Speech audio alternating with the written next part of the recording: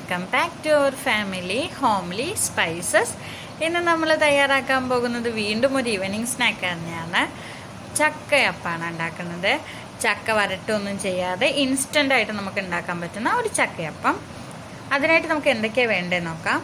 ആദ്യം തന്നെ ഒരു 1.5 കപ്പ് പച്ചരിയാണ് വെള്ളത്തിലിട്ടിട്ട് ഒരു 3-4 മണിക്കൂർ കുതിർത്തെടുക്കാം.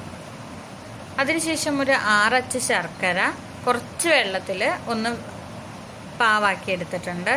പിന്നെ ഒരു 2 ബൗൾ ചക്ക വേവിച്ച് വെച്ചിട്ടുണ്ട്.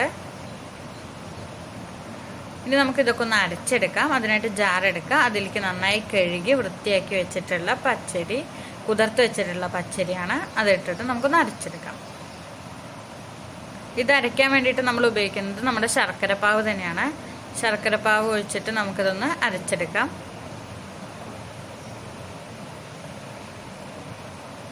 വെള്ളം നോക്കിയിട്ട് മാത്രം ശർക്കരപ്പാവ് കുറച്ച് ഒഴിച്ചിട്ട് അരച്ച് നോക്കുക കേട്ടോ.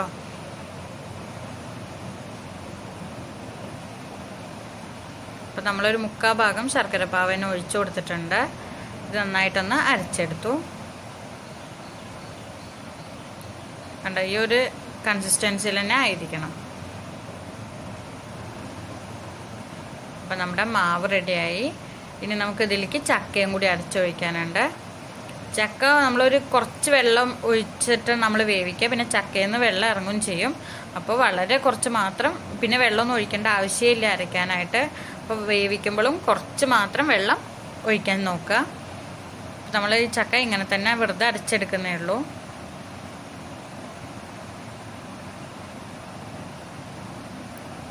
കാരണം ചക്ക നന്നായിട്ട് നമ്മൾ വേവിക്കുമ്പോൾ തന്നെ നന്നായി വെന്ത് കഴിഞ്ഞിട്ടുണ്ടാവും.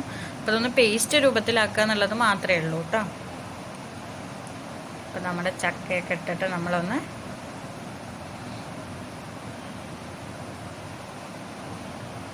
അപ്പോൾ നമ്മളിതൊന്ന് അരച്ചെടുക്കാം. കണ്ടോ, ഇതുപോലെ നമുക്ക് അരഞ്ഞ് കിട്ടും.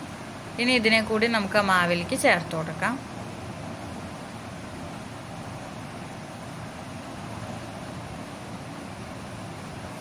ഇനി നമുക്കിതിൽ കുറച്ച് വെള്ളം എങ്ങനെയായാലും ഒരു കട്ട പോലെ നമുക്ക് കിട്ടണം. അതിനായിട്ട് നമ്മൾ കുറച്ച് പുട്ടുപൊടിയാണ്, ഒരു 1/2 ഗ്ലാസ് പുട്ടുപൊടിയാണ് നമ്മൾ ചേർത്തിട്ടുള്ളത്.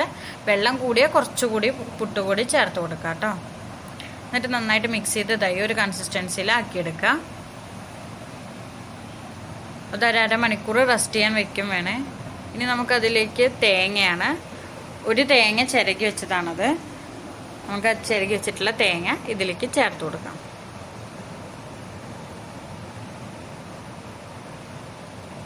എന്നിട്ട് ഇതിനെ നല്ല പോലെ മിക്സ് ചെയ്തെടുക്കുക.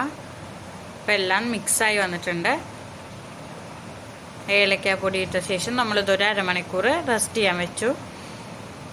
അപ്പോൾ നമ്മുടെ ആ പുട്ടുപൊടിയൊക്കെ ഒന്ന് പൊന്തി നല്ല കറക്റ്റായിട്ട് വരും. ഇനി നമുക്കിത് ഇലയുടെ നടുക്കായിട്ട് വെക്കുക. ഇതിൻ്റെ 2 വശങ്ങളും ചേർത്തിട്ട് പിന്നെ കാണുന്ന വശം മടക്കുക.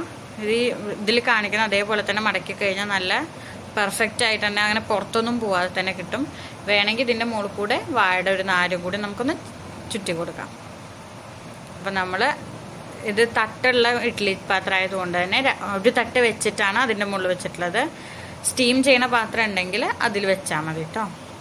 അപ്പം നമ്മുടെ എളുപ്പം പറ്റുന്ന ഒരു ഇലയുടെ റെഡി ആയിട്ടുണ്ട്. നിങ്ങൾക്ക് ഈ റെസിപ്പി ഇഷ്ടമായെങ്കിൽ എൻ്റെ ചാനൽ സബ്സ്ക്രൈബ് ചെയ്യാനും ലൈക്ക് ചെയ്യാനും കമൻറ്റ് ചെയ്യാനും മറക്കരുതേ. താങ്ക്